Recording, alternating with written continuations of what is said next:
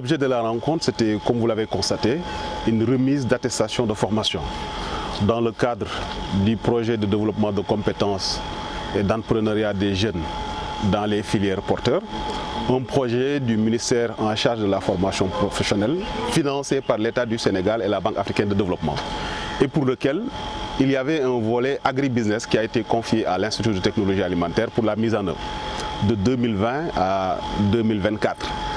Alors, 4 ans durant, 2020, 2021, 2022 et 2023, nous avions un objectif de formation globalement dans les 5 régions d'intervention du projet de 1000 personnes et particulièrement pour la région de Ziguinchor, un objectif de 200 personnes. Comme vous l'avez vu dans les présentations de tout à l'heure, nous avons formé au niveau de Ziguinchor 206 personnes à la place de 200, ce qui correspondait donc à 103% d'objectifs atteints.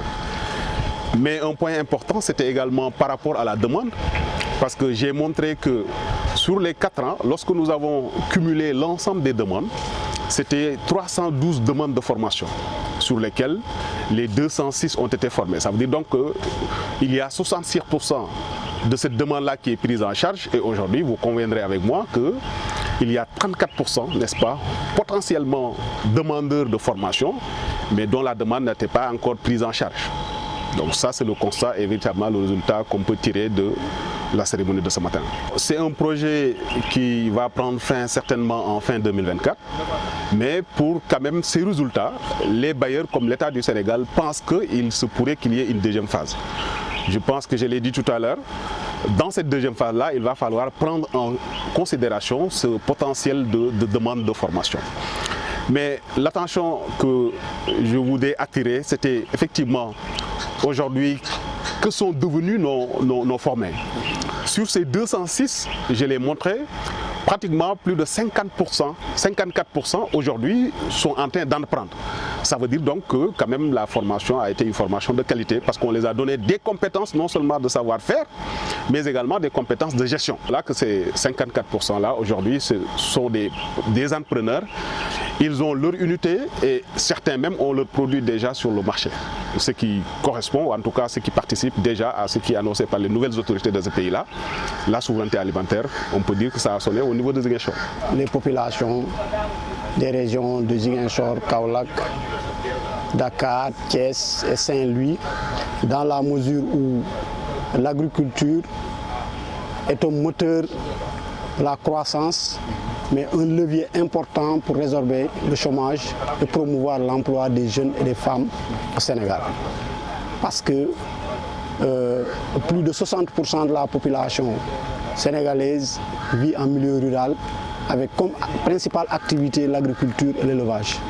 Donc c'est quand même cohérent que le gouvernement, dans le cadre de la promotion de la croissance et l'emploi au Sénégal, ait choisi le secteur de l'agrobusiness comme secteur prioritaire dans le cadre du PDCJ.